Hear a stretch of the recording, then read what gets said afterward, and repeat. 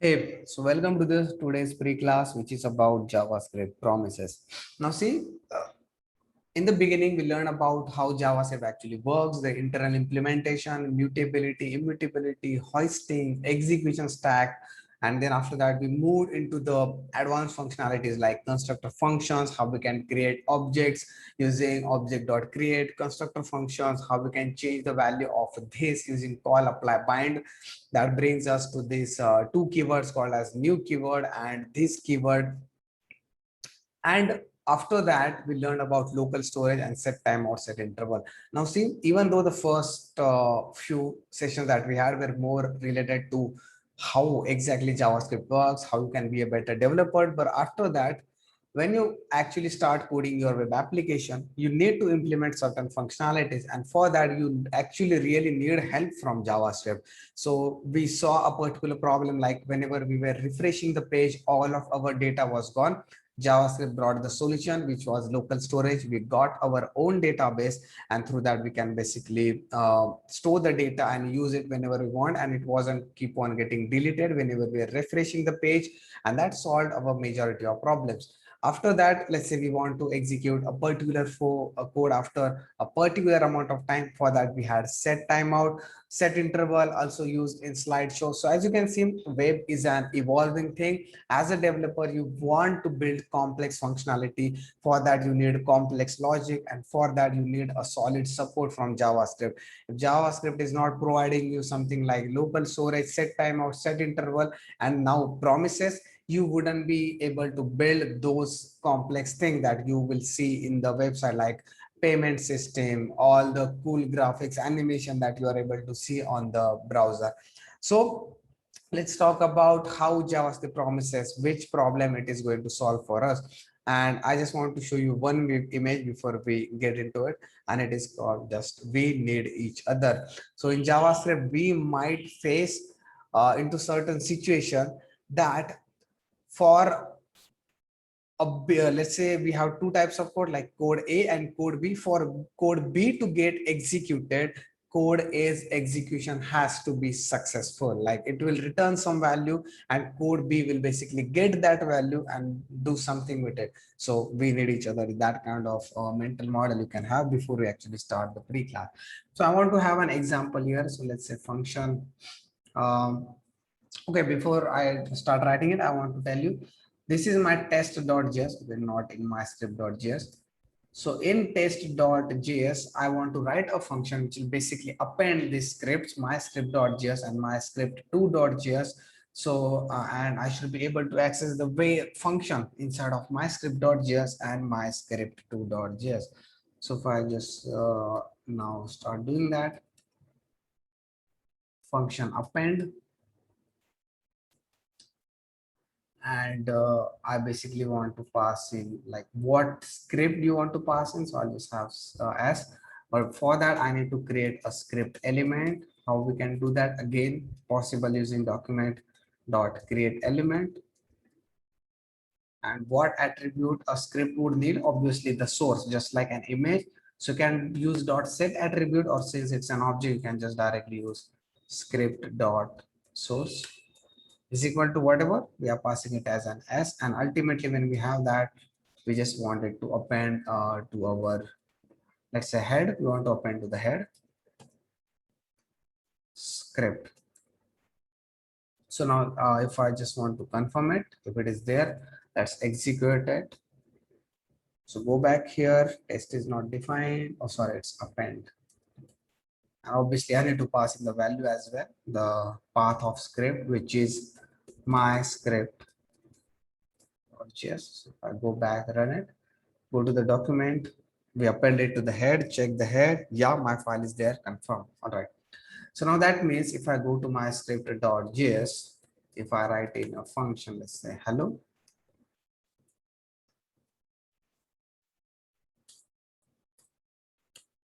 hello from my script. Now, since this script is now available inside of test.js, that means I should be able to basically access it as like hello, right? That's very much possible. But now one interesting thing will happen. If I go back here, it will show me that hello is not defined. It is showing me reference error. So now we have this two contrasting situation. We just saw that in document that my script.js is present, but now when I'm actually trying to execute something out of it, it is not showing me anything. So that one thing is clear. JavaScript doesn't know this uh, hello function declaration that is present inside of a myscript.js. Now, one new concept that you will learn right now here is whenever you load a script inside your browser, inside of your HTML, right? It is going to take time because it is a script element. It has to go line by line to actually see what is inside of there. It's like it has to be a valid script, all those things, right? So that means it is going to take time.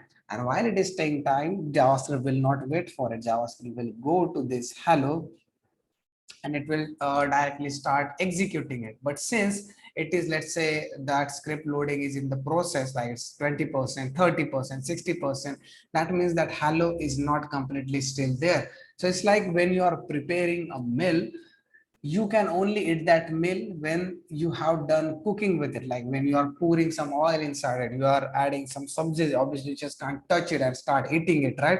You can do it, but again, obviously it's if you are a madman, you can try doing that. But the technically, practically, what should be doing is let the meal complete and then access it. But we are not doing that here. Our script is actually getting loaded and we are trying to access it. So how can I fix that? Something like it. So the one thing that I can basically do is in such cases, I have this one code, this hello code, which is basically dependent on what? Dependent on script to get completely loaded, right? So that means there comes the concept of promise. So how can I do that using promises? See, but again, let's get into some theory of promise.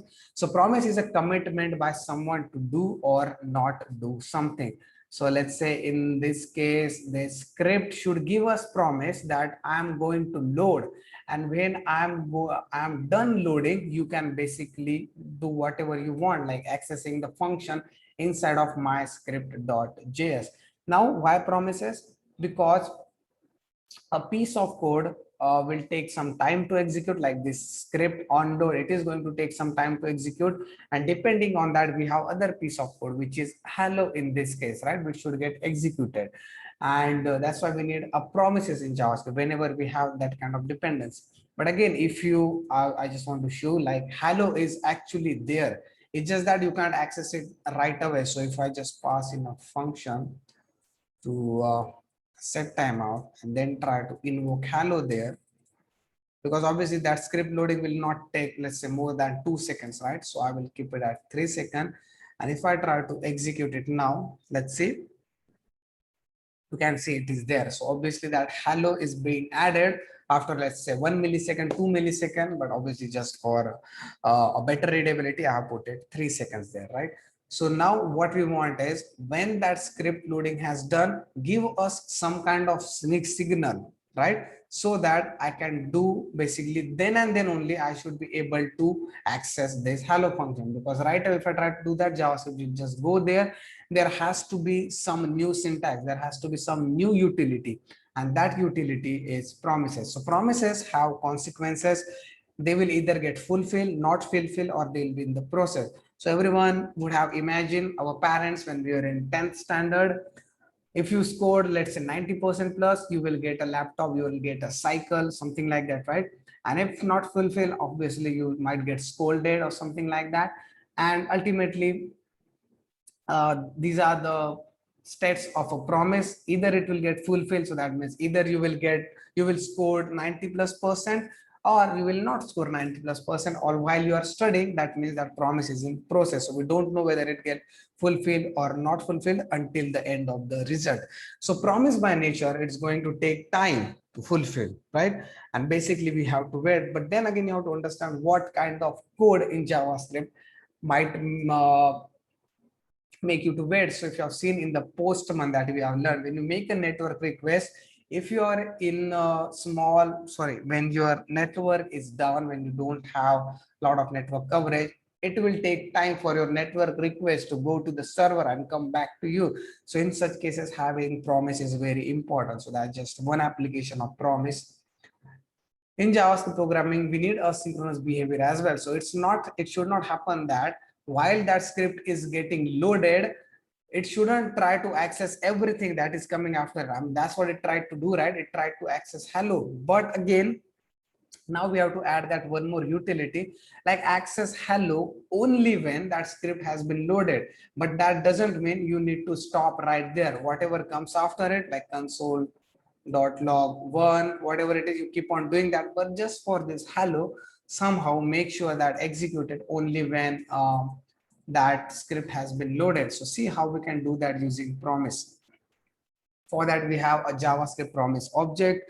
How we write that? Again, using var promise, new promise. This promise is a constructor function as new keyword is something which will return as object. So remember, promise is an object. Now we have two states here. Again, either it will get fulfilled, we called it resolve, or either it will get reject. So you will score 90+%, that means you resolved it, or you didn't score it, that means you basically rejected the promise. Now, how do we write that? Using this particular syntax. Now, don't worry about it. It's just different. It's not difficult. So all you have to do is just get used to it. So let's keep this thing aside for a while. Just for a while. We just want to get into the basics of promise. So how I created it, where my promise is equal to new promise object. What that new promise object will take? It will take a function. And what that function will take as an parameters, again, two functions. Remember, these are not just variables. These are actual function, resolve, reject. So how can I prove that these are the function? All you have to do is just execute resolve, right? But obviously execute with what? Since a function would return values to us, all you have to do is pass in the values there. So it will return us that value. Now, how can I confirm that? Let's try to console.log it. Now see, it will look very different to you. Something like this you might not even seen before, right? So let's see how it looks like, whether we'll be getting any values or we are getting any object. So if I go back here, obviously I'm getting an object, right? The prot of which is promise, obviously the constructor function. And then I'm getting the promise state is fulfilled, right? Okay, and promise result is success. Wait, this is the value I passed, right? Let's just confirm it as the value I passed. If I go back here, yeah, that's the value I passed. So basically, resolve actually means that your promise is fulfilled. And what do you want to like send? So let's say send a laptop, because obviously you scored 90+% and your parents want to basically gift you a laptop. And what should be the return value of it? Let's say send, send actually gift laptop, right? So I hope that makes a sense now. But that's about resolve. Now what about reject? So if I pass and reject here, obviously you are not getting anything when we are doing the reject, right? So goodbye, like go away from home, something like that, at least for 1 or 2 days, right? And obviously either it will get resolved or reject. So either one of these things will run, not both of them. Remember, like promise can't either be resolved like both at the same time, right? So I'll just comment it out. So if I just run it now it will show that it has been rejected. That reject, sorry, reject is not defined. Oh, sorry, I have to pass it properly. So if I go back here to show me that promise is there again, but now it is rejected. The state is now rejected. And what is the result? Obviously, whatever you pass inside of it bucket, because again, reject is also function, which is returning whatever you value you pass inside of it. And why this error? Because JavaScript inbuilt, if a promise is throwing error, and if you're not catching that error, obviously it will come later on, it will show the init error. But don't worry about it right now. We are just focus on the promise object. So how can I use it basically in this particular example? Let's try to see that now, how we can do that for our own example. So let's just uncomment our code. Now remember, for anything which is going to take time and for anything which is going to be dependent on other code, you have to create a promise. You can just have a normal function, right? So for that, I'm going to write first. Let's start from our promise. So where my promise is equal to new promise. All right. So again, I want to execute this code, right? I mean, that's the main thing that we are trying to do here. So once that document dot head dot append is there, but again for script, we have an event listener, which is called as, not just for script, like for even the document, for our window object, like where it is loaded, what do you want to do with it? That means that loading is successful. Obviously, when it is successful, when the loading is successful, let's just pass in a function, and inside of the function I just want to resolve it, right? I mean, that's what we want to do. When it is successful, just resolve it. So script loading done, right? I mean, that's what dot on load does. And what about the error? What if there is an error? So I'll just copy paste it. For error, we don't have dot on load. We actually have a proper way, which is dot on error. And obviously, I don't want to pass resolve here. When it's error, just reject it. Script loading not loaded. All right, something like that. But see, when I execute this function append, it will basically not do anything, right? Because it is not returning a promise. The promise is there, and I basically then I have to console.log my promise inside of it. It will just create a lot of chaos. So what I can do is basically whenever that function append is executed, it will just create a new promise for me. So I can just basically return it. So whenever I append it, and if I try to console.log, of everything is correct. If I go back, you can see the promise is there and it is fulfilled because script loading is done, because the script dot on load makes sure that it will execute this resolve whenever script loading is done. But let's say if there is an error, uh, where it went, yeah, sorry, my script dot, yeah. So if I make some error to it, like obviously change the name of the file. If I go back here, the promise is pending and you can see it is rejected now because the file like this doesn't even exist. So it tried to fulfill the promise, but since the file didn't even exist in the first place, it has to reject it. So that's why that error. So I hope you can understand now dot on load and dot on error. And see, this is only for this particular example. You don't have to use dot on load, dot on error, but again, it is giving us, it is making sure that we have to resolve it whenever dot onload is done, because that's just the essence of a promise, right?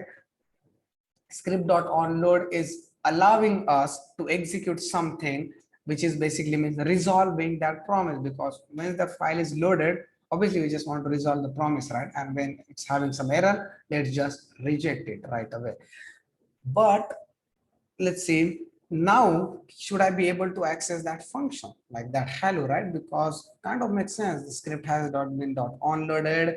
I can just directly pass in hello there. So if I go back, you can see hello from my script is there, but this is really not the way you should be doing that. Again, you can do that in a way, but for promises you can actually, because since script.onload is there, so you can actually invoke that function and it will give you just fine, because now the script has been loaded.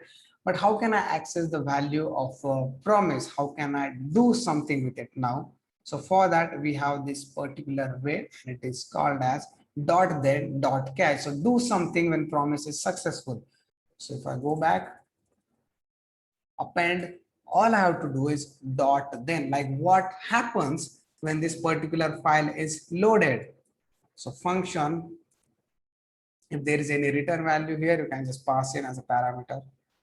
So like if you just do that, and if there is some error, all you have to do is dot catch. Again, very new code for you. You will get used to it when you just keep on typing it. Console.log error. Let's see what will happen now. All right, everything seems good. So if I go back here, you can see script loading is done. Now it is not showing a promise. It is actually giving me the value. Why? Because this dot then and dot catch, they allows us to basically handle the values of promise. Like what values? You scored 90 plus percent, so you will get a laptop, or you didn't score 90 plus percent, you won't get a laptop, or your network request to the Facebook server was completed, so here is your data, now do whatever you want to do with that data, or your request to the Facebook didn't go through, that means the promise got rejected, so here is that error. So if I just again uh, try to change, like try to make a deliberate error, so go back, you can see it will give me proper error, so I can write my own error now, that means not loaded. And this error obviously, like my scrt.js is not present on our local source, so that's coming from the browser itself. So this is the beauty of a promise. You can do whatever you want, but again, if there is a dependency here, you have to make sure that you are using promises. And now I can basically use that hello here. So I just go back, hello, and you can see I should be able to execute that. Okay, and that's again that my file has been loaded, and what do I want to do after it when my file is loaded, and that's it will come in the dot then section. Now let's say I want to add one more file, right? I want to add one more file. So let's say when my script.js is done running, I basically want to add one more file. So that means I want to run this function again. So append my script.js, obviously my script2.js here. Just copy this function, put it here, hello to, hello from my script to back here. Now again, append my script2.js. I need to again wait for it. That means how can I get the value of it when I should be able to access it? Because if I try to do that here and try to access hello to function, let's just try to do that like hello to. If you go back, hello to is not defined. Obviously, hello to is not accessible there. It is catching our error. So for that, I need to make sure that I'm doing dot. Then first append it. First make sure that it is there. It has been loaded. So function press. Now console.log it. Yeah, script loading is done. It's showing me successful. So now if I try to access hello to in it here, we should say that it will show me hello from my script too. And basically I can access hello here as well. Hello, but I shouldn't be able to access hello to here because it just doesn't know about it yet. It just doesn't know about it. As you can see, hello to is not defined. Why? Because that script hasn't been even loaded. We are working on it at this line, append myscript.js.then, and then it is getting loaded here. So see, that's when, like, remember, it is about dependency. Whenever you have to depend on a particular functionality to be completed so that you can move to the next stage. And I want you to think about the practical applications of it, where you might have seen in any website that you use, anything at all. Look at it. Is there any dependency? Like a particular website won't allow you to go forward until you do a particular thing. That's where promises can be used. And that's the most important thing about the promises. Any real life examples as well, you can do that. And I think I just need to just plug a charger, just a second. Now, one thing that you would always see in JavaScript is we always have better ways to do the same thing. Like for loop also, you might like for loop, some would like while, and you can also write a loop using just a normal function without using index, whatever it is, right? You will learn that later on in DSF. So what do we have here? We have this dot then dot catch. All right, looks good, but still we have more better way to do that, and it is called as async await. Yeah. For now we got successful promise using dot then and a successful promise using dot catch. Now we have await keyword which should handle the result for us, but that means you have to now write a function in a different way. So how can I write this same function? So I'll just comment it out. The same functionality using await keyword. How can I do that? Let's go back. Okay, so our new promise is here. Obviously, I don't want to return a new promise now. All I want to do is, or let's keep it in return way. We can do that. So I want to write a function which should handle the value of a promise, either successful or unsuccessful. So let's call it as handle value. So as we have seen, if you can see here, this is a new keyword like let result is equal to await promise. All right, let's try to do that. So let result is equal to await promise. Now remember, after await, it always has to be promise. You can't just write any function. You can't just write any object. You have to write a function which is returning a promise. So append, remember, which is returning a promise. If you just do let my prom something like that, my PR is equal to, it will not do anything. You have to return the promise so that whenever you execute this append, it will return you a promise. So we are doing it here. I'll just copy it. So if I do that now, all I have to do is just console.log res here. But now see what happens. But I have to do that, it will give you an error. Await is only valid in async function and the top level bodies of modules. So that means you have to put in async here at the beginning of the function. You can't execute, you can't use await keyword without using async. So async await, it's like bye. You have to do those together. You can't just use one and cannot use other. Okay, so if I now try to do that, go back here. Are we running it right? Address. Yeah, so again, we are not actually executing our async function here as well. So if I just execute async function, go back here, you can see script loading done. Now see how easy it is. Just use await keyword, not a dot then, not even having to pass this function, nothing at all. And to demonstrate you it is working. So if I try to execute hello here, which will not be accessible if I try to go and back, you can see hello is not defined because the file hasn't even been appended there. But now if I try to do it after res, you can go back and hello is not defined. What's the issue? You see, yeah, so we are not like this code is running and it is giving us error. We have to uncomment it so that this should like rest, this should be running, right? So I go back here, you can see script loading is done. Hello from TypeScript, sorry, hello from my script. So see, it is running successfully and using async function, we can do that. Remember, you have to pass in async and you have to pass in await keyword as well. So that's how we can do it using await keyword. Now see what we have learned today. I understand this is something very new for you. But first you have to understand like why promises. Again, if you go back, you have to just remember this image. That's why I kept it very simple. Yeah, we need each other. Whenever we have particular thing which is needed by another thing, so that like in that example, student parent example, a parent cannot gift laptop unless that student doesn't fulfill the promise of getting 90%. So now this is a real life example. What kind of things, what kind of application that you might have built that would require this kind of functionality. Now again, we will have an open discussion about it in the session. So think about it. Whatever application that you use, have you came across anything like this?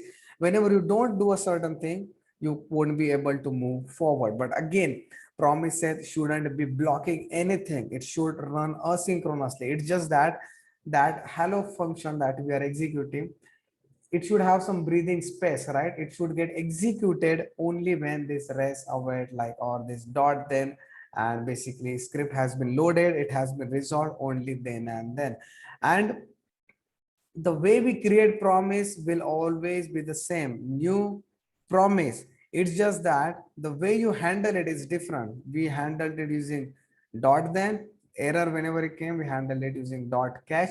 And a new thing that we learn, and we can basically handle the promise value using async await as well. But remember, async has to be a function, so maybe you have to define it outside, or if you just wanted to put it here, something like that, something maybe let's say here, then you have to put in async here as well. And then in such cases you don't have to return it. All you can do is just let my promise, or like whatever you want to name it. So you can do it in that way. Okay, just depend on how much you would like to write it. Keeping it separate is again helpful, but yeah, again, creating new promise, using new promise, passing these two function resolve, reject, which will run whenever a particular condition is satisfied. When a particular code is executed, you can just resolve it or reject it, and then whatever value those resolve, reject returns, you can access it using dot, then dot cache, or using async await keyword. So in the session we would have more practical example to get through this, to actually understand what will be the real life practical use of it. Actually, we saw a real life practical use here itself by loading the script and making sure that this hello runs only when that script has been loaded, and making sure that it is not blocking anything. So whatever code you write after it, whatever it is, whatever is code you are going to write, it should not be stopped because of the promise again. So yeah, think about it, this 2 or 3, this conclusion about this particular pre-class. And yeah, I'll see you into the live session. Thank you so much.